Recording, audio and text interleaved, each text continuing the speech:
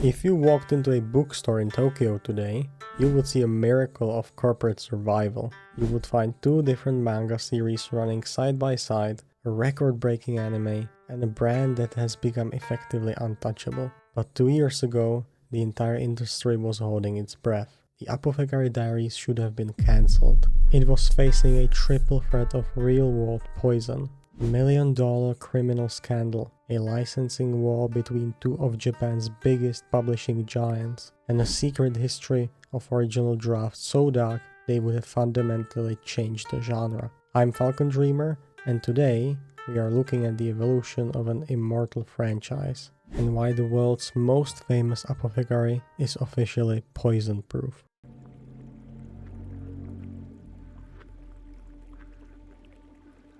First mystery is the double license. In 2017, a publisher named Hiro Bunko did something that defies the laws of the manga industry. They announced 2 separate, parallel serializations. This wasn't a mistake, and it wasn't a reboot. It was a calculated corporate gamble to license the same story to 2 rival titans, Square Enix and Shogakukan.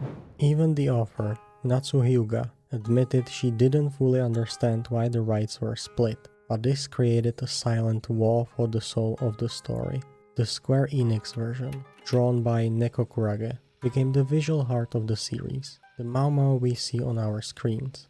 But the Shogakukan version, drawn by Minoji Kurata, became the intellectual version, keeping the gritty clinical details like the lead poisoning steam baths that the anime eventually trimmed away. This double licensing wasn't just a quirk, it was a safety net.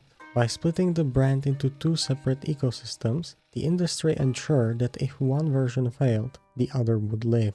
Little did they know that safety net was about to be tested by a 47 million yen disaster.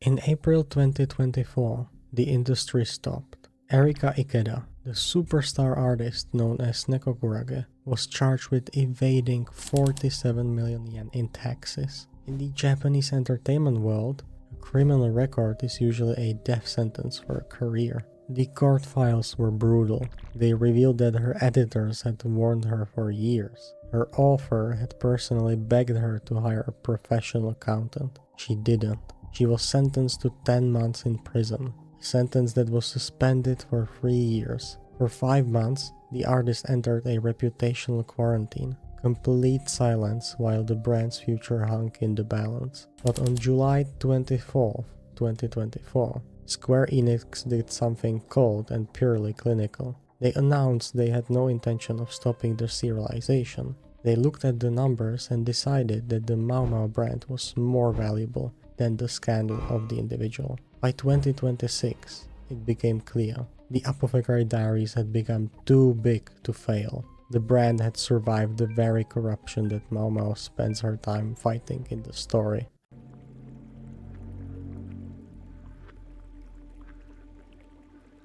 Most shocking secrets aren't found in the text files. They're hidden in Natsu Hyūga's lost drafts. Before Mao was the teenage girl in the rear palace we love today, she existed in a much darker universe. In Hyūga's original concept, Mao wasn't a teenager. She was a former prostitute and a single mother of 3 children living in a gritty mining town. The poison wasn't white-faced powder, it was heavy metal runoff from the mines. Hyūga eventually pivoted, realizing that a teenage girl in an imperial palace would be a much easier sell to publishers. But she kept that socially cynical DNA in Mao's blood.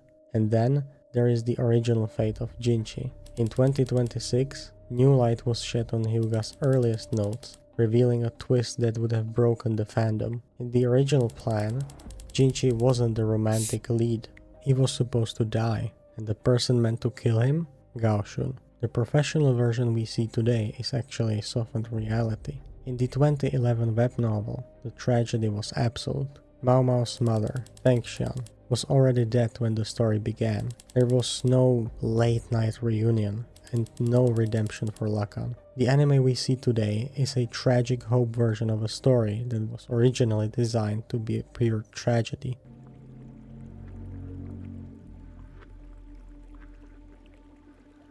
Natsu Hyūga calls herself a science amateur.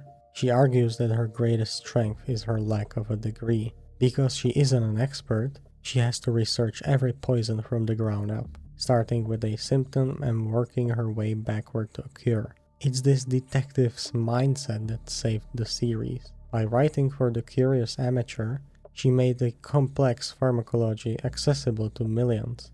Her poisons aren't magic, they are puzzles built from real chemistry and historical plausibility. By building a character that survived a mining town, a prostitute's life, and an original death plot, Hyūga created a story that was strong enough to survive a real-world courtroom in 2024. The Apothecary Diaries is ultimately a story about survival in a world designed to kill you. In the palace, the poison is lead and honey. In the boardroom, it's taxes and contracts.